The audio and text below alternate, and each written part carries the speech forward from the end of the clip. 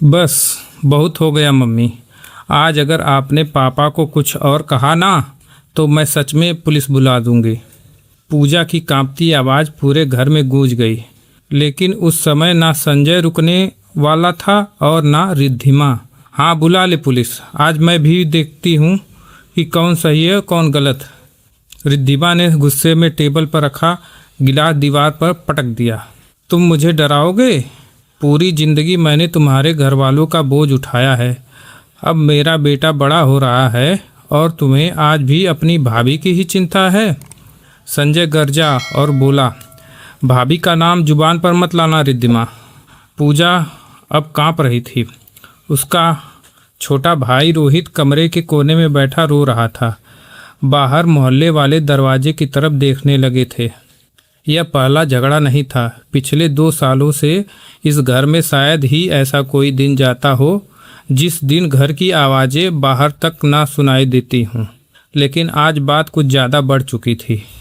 रिद्धिमा ने अचानक मोबाइल उठाया और बोली, आज फैसला हो ही जाए। उसने किसी को फ़ोन लगाने की कोशिश की, लेकिन उससे पहले पूजा ने उसका हाथ पकड़ लिया। बस करो मम्मी।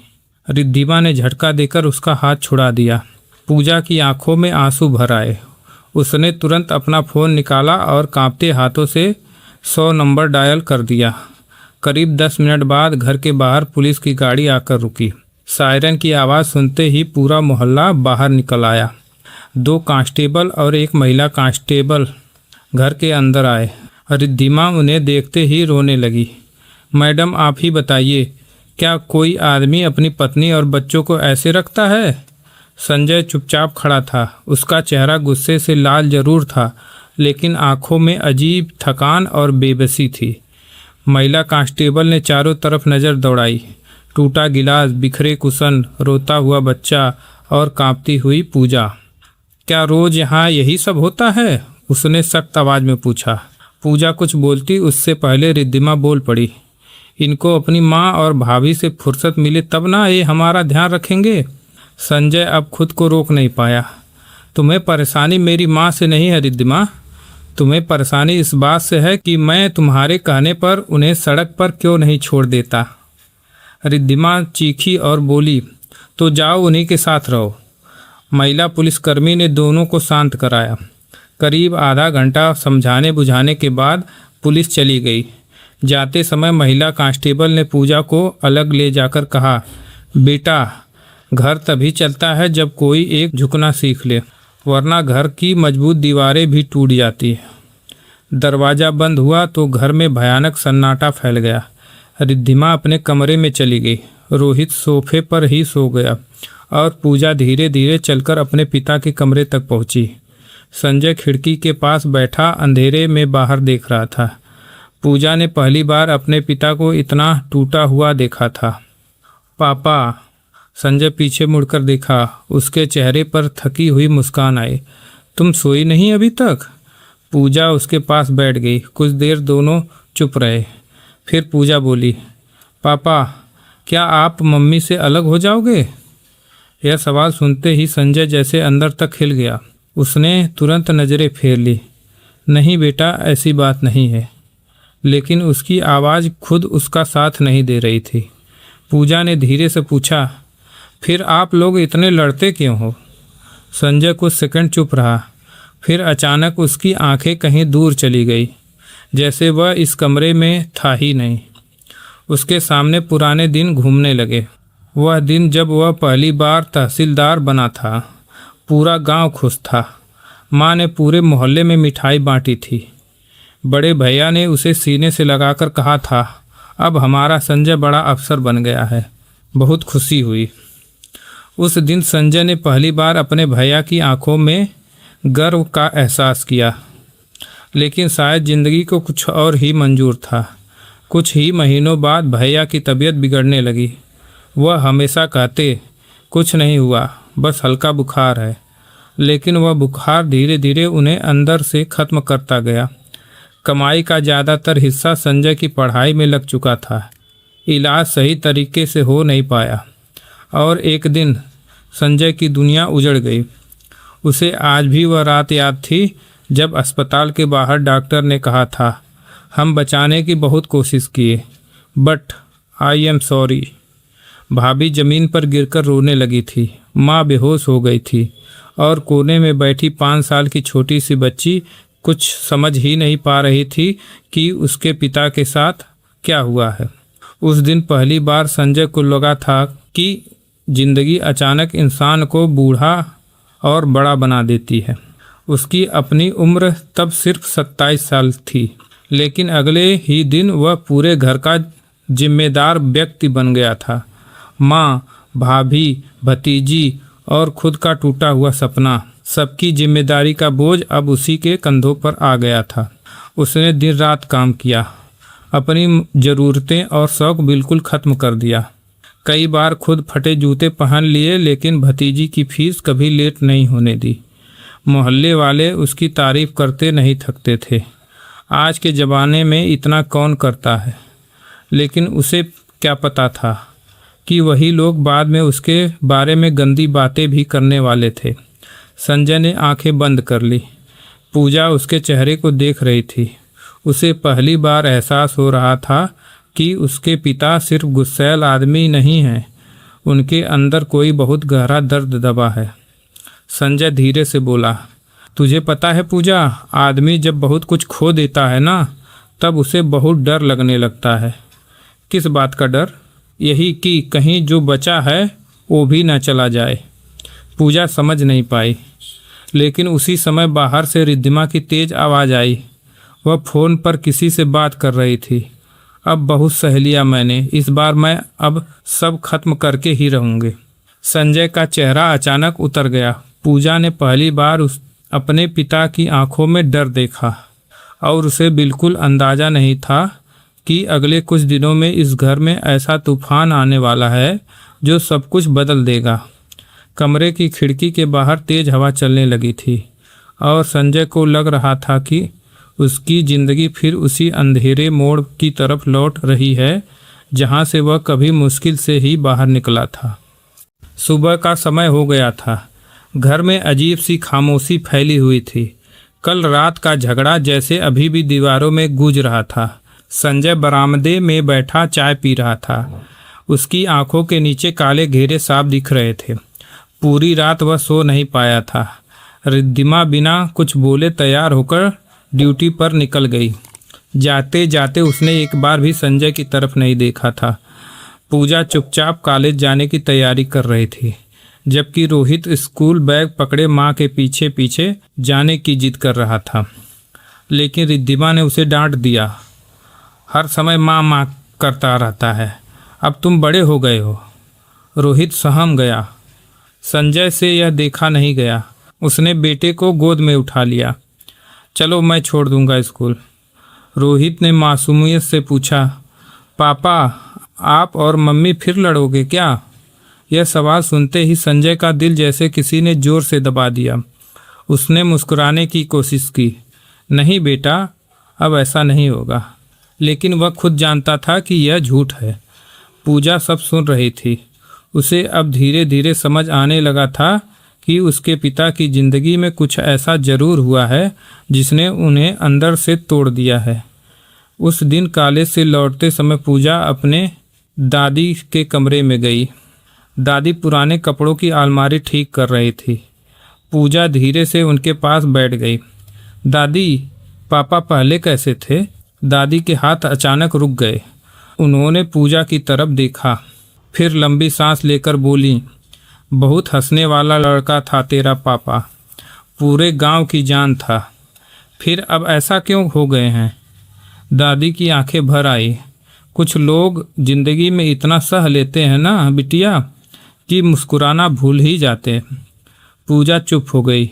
उसे महसूस हो रहा था कि आज दादी बहुत कुछ बताने वाली हैं।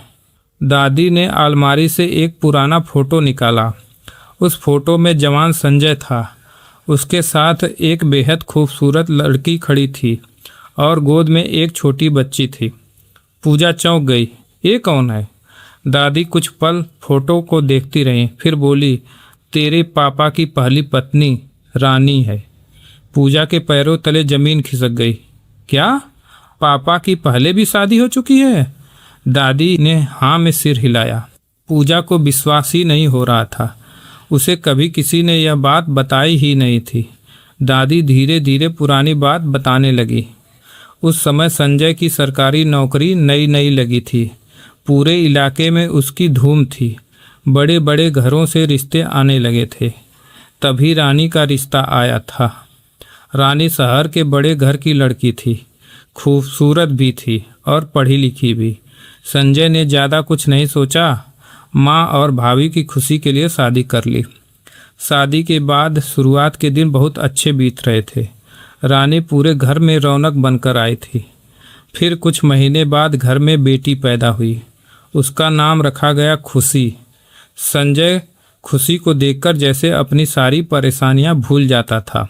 वह घंटों उसे गोद में लेकर बैठा रहता था। लेकिन धीरे धीरे रानी बदलने लगी। उसे यह बात चुभने लगी कि संजय अपनी कमाई का हिस्सा अपनी भाभी और भतीजी पर भी खर्च करता है। एक दिन रानी ने साफ कह दिया, मैंने शादी तुमसे की है संजय, पूरे खानदान से नहीं। संजय ने समझाने की कोशिश की, भैया ने मेरे लिए बहुत कुछ किया था रानी। आज अगर मैं कुछ कमा पा रहा हूँ तो उन्हीं की वजह से ही। लेकिन रानी नहीं मानी। धीरे धीरे घर में झगड़े शुरू हो गए। छोटी छोटी बातें बड़े तूफान में बदलने लगी। रानी बड़े घर की बेटी थी, इसलिए उसके शौक भी बहुत ऊंचे थे। रानी को महंगे कपड़े चाहिए होते थे, नई गाड़ी चाहिए होती थी, हर महीने घूमने जाना होता था। और संजय अपनी जिम्मेदारियों के बीच पिसता जा रहा था। फिर एक दिन ऐसा आया जिसने सब खत्म कर दिया। दादी बताते बताते चुप हो गई। पूजा बेचैन हो उठी। क्या हुआ था दादी? दादी की आंखें भर आई। रानी खुशी को लेकर घर छोड़कर चली गई। पूजा स्तब्ध रह गई। ऐसा क्यों किया उन्होंने? क्योंकि उसने संजय के सामने शर्त रखी थी, या तो अपनी माँ और भाभी से रिश्ता तोड़ो या मुझे भूल जाओ। फिर पापा ने क्या किया? तेरे पापा ने साफ मना कर दिया कि वह अपने माँ और भाभी के साथ ही रहेगा। पूजा पहली बार अपने पिता के लिए अंदर से गर्व महसूस कर रही थी। लेकिन कहानी अभी खत्म नहीं हुई थी। दादी ने आगे कहा, फिर कोर्ट में म्यूचुअल तलाक हुआ। और खुशी का क्या हुआ? दादी की आवाज़ भर्रा गई। रानी उसे भी अपने साथ ले गई। संजय उस दिन कोर्ट के बाहर घंटों रोया था। उसने अपनी बेटी को सीने से लगाया था और खूब रोया। लेकिन खुशी इतनी छोटी थी कि कुछ समझ नहीं पाई। जाते जाते रानी ने सिर्फ इतना कहा था, महीने में एक बार उससे मिल सकते हो। उस दिन के बाद संजय जैसे अंदर से ही मर गया था। उसने कसम खा ली थी कि वह दोबारा कभी शादी नहीं करेगा। पूजा की आंखें भीग चुकी थी। उसे कभी एहसास ही नहीं हुआ कि उसके पिता इतना कुछ झेल चुके हैं। लेकिन कहानी का सबसे दर्दनाक हिस्सा अभी भी बाकी था। दादी ने भारी आवाज़ में कहा, लोगों ने तेरे पापा और उनकी भाभी के बारे में गंदी बातें बनानी शुरू कर दी थी। पूजा सन्न रह गई। ये क्या कर रही हैं आप? हाँ बिटिया, मोहल्ले वाले कहते थे कि तभी संजय दूसरी शादी नहीं कर रहा है। पूजा का खून खौल उठा। लोग इतने घटिया कैसे हो सकते हैं? दादी कड़वी हंसी हंस पड़ी। समाज को किसी का दुख नहीं दिखता, बस तमाशा देखना होता है। समाज को बस बात बनाने के लिए मसाला चाहिए होता है। एक दिन संजय अपने ऑफिस में दो कर्मचारियों को उसके बारे में बात करते हुए हंसते हुए खुद सुन लिया। उस रात वह बहुत रोया था। फिर पहली बार उसने मुझसे कहा, माँ मेरे लिए कहीं लड़की देख लो। दादी बताते बताते भावुक हो गई। मुझे लगा था अब सब ठीक हो जाएगा। पूजा ने धीरे से पूछा, फिर मेरी मम्मी मतलब रिद्धिमा की एंट्री कैसे हुई? दादी कुछ कहती उससे पहले बाहर गाड़ी रुकने की आवाज़ आई। शायद रिद्धिमा घर लौट आई थी, लेकिन आज उसके साथ कोई और भी था। पूजा खिड़की के पास गई। बाहर एक सफ़ेद कार खड़ी थी। उसमें एक बड़ा अधिकारी उतरा जो रिद्धिमा के साथ हंसते हुए बातें कर रहा था। रिद्धिमा भी मुस्कुरा रही थी, लेकिन अगले ही पल पूजा ने कुछ ऐसा देखा जिससे उसका माथा सिकुड़ गया। उस अधिकारी ने जाते जाते रिद्धिमा का हाथ जरूरत से ज़्यादा देर तक पकड़े रखा था और रिद्धिमा ने हाथ छुड़ाने की भी जल्दी नहीं दिखाई। पूजा के मन में पहली बार शक का बीज पनपने लगा। उधर कमरे के अंदर दादी की कांपती आवाज़ गूंजी, बिटिया, हर चमकती चीज़ सोना नहीं होती। उस रात पूजा को नींद नहीं आई। बार बार उसके दिमाग में वही दृश्य घूम रहा था, सफ़ेद कार, रिद्धिमा की मुस्कान और उस अधिकारी का उसका हाथ पकड़े रहना। उसे समझ नहीं आ रहा था कि वह ज़्यादा सोच रही है या सच में कुछ गलत था। दूसरी तरफ संजय अपने कमरे में अकेला बैठा पुरानी फाइलें देख रहा था। सामने टेबल पर कुछ पुराने फ़ोटो पड़े थे। एक फ़ोटो में छोटी खुशी उसके कंधों पर बैठी हंस रही थी। संजय ने कांपते हाथों से फ़ोटो उठाया। आज भी वह अपनी पहली बेटी को भूला नहीं था। तभी दरवाज़ा खुला। रिद्धिमा अंदर आई। उसके चेहरे पर थकान थी, लेकिन आंखों में अजीब सी बेचैनी थी। कल फिर रोहित के स्कूल की फीस भरनी है। संजय ने बिना सिर उठाए कहा, हाँ ठीक है, भर दूंगा। और पूजा के कोचिंग के पैसे भी बाकी हैं, वो भी हो जाएगा। रिद्धिमा अचानक चिढ़ गई, सब हो जाएगा, सब हो जाएगा, लेकिन कैसे होगा ये कभी सोचा है? संजय ने धीरे से उसकी तरफ देखा। आखिर कहना क्या चाहती हो तुम? यही कि हम मशीन नहीं है संजय, हर समय किसी ना किसी का खर्चा, कभी तुम्हारी भाभी, कभी उनकी बेटी, आखिर कब तक ऐसा चलता रहेगा? संजय चुप रहा, क्योंकि यही झगड़ा अब रोज रोज का हो चुका था। रिद्धिमा ने अलमारी से कपड़े निकालते हुए कहा, आज फिर शर्मा जी पूछ रहे थे कि इतने बड़े अफसर होकर भी तुम लोग ऐसे क्यों रहते हो? संजय को यह बात चुभ गई। तो क्या करूं? माँ और भाभी को घर से निकाल दूं? रिद्धिमा घूमकर उसकी तरफ आई। मैंने ऐसा कब कहा? तुम हर रोज़ यही कहती हो। क्योंकि मुझे डर लगता है। रिद्धिमा की आवाज़ अचानक भर्रा गई। मुझे डर लगता है कि हमारा बच्चा पीछे न रह जाए। संजय कुछ पल उसे देखता रहा। पहले जब भी रिद्धिमा रोती थी तो उसका दिल पिघल जाता था, लेकिन अब उसे लगने लगा था कि हर आंसू के पीछे कोई शिकायत छिपी होती है और उसके आंसू बनावटी लगने लगे थे। रिद्धिमा बिना कुछ बोले गुस्से में जाकर सो गई, लेकिन संजय की आंखों से नींद कोसों दूर थी। और फिर उसके मन में वह दिन घूमने लगा जब पहली बार उसकी मुलाकात रिद्धिमा से हुई थी। उस दिन तहसील दिवस था। पूरा परिसर अधिकारियों और कर्मचारियों से भरा हुआ था। कई गांवों से लोग अपनी शिकायतें लेकर आए थे। संजय लगातार काम में लगा हुआ था। किसी की ज़मीन का विवाद, किसी की पेंशन, किसी का राशन कार्ड। दोपहर तक उसका सिर दर्द से फटने लगा था। कार्यक्रम खत्म होने के बाद वह पास के एक छोटे रेस्टोरेंट में कॉफ़ी पीने चला गया। वह कोने वाली टेबल पर बैठा ही था कि तभी एक महिला अंदर आई, खाकी वर्दी में, थका हुआ चेहरा, लेकिन आंखों में अजीब मजबूती थी। संजय ने उसे पहचान लिया। वह पूरे कार्यक्रम में सुरक्षा व्यवस्था संभाल रही थी। महिला ने संजय को देखते ही हल्का सा अभिवादन किया। संजय ने मुस्कुराकर कहा, आइए कॉफ़ी पी लीजिए। महिला थोड़ी झिझकी, लेकिन फिर सामने आकर बैठ गई। मेरा नाम रिद्धिमा है और मैं संजय। रिद्धिमा हल्का मुस्कुराई। आपको कौन नहीं जानता सर। धीरे धीरे दोनों के बीच बातचीत शुरू हुई। संजय को पता चला कि रिद्धिमा के पति पहले कांस्टेबल थे। कुछ साल पहले एक मुठभेड़ में गोली लगने से उनकी मौत हो गई थी। सरकार ने अनुकंपा पर रिद्धिमा को नौकरी दे दी थी। उनकी एक बेटी थी पूजा। उस समय वह ग्रेजुएशन कर रही थी। रिद्धिमा ने कॉफ़ी का कप हाथ में लेते हुए कहा, जिंदगी अचानक बदल गई सर। कल तक मैं सिर्फ घर संभालती थी, आज पूरी दुनिया से लड़ना पड़ता है। संजय पहली बार किसी के सामने अपने दुख को छोटा महसूस कर रहा था। उसने धीरे से पूछा, दूसरी शादी के बारे में नहीं सोचा? रिद्धिमा हल्का हंस पड़ी। लोग सलाह बहुत देते हैं, लेकिन कोई ये नहीं पूछता कि नए रिश्ते से डर कितना लगता है। उस जवाब ने संजय को अंदर तक दिल को छू लिया, क्योंकि वही डर उसके अंदर भी था। उस दिन दोनों काफ़ी देर तक बातें करते रहे। जाते समय रिद्धिमा ने कहा,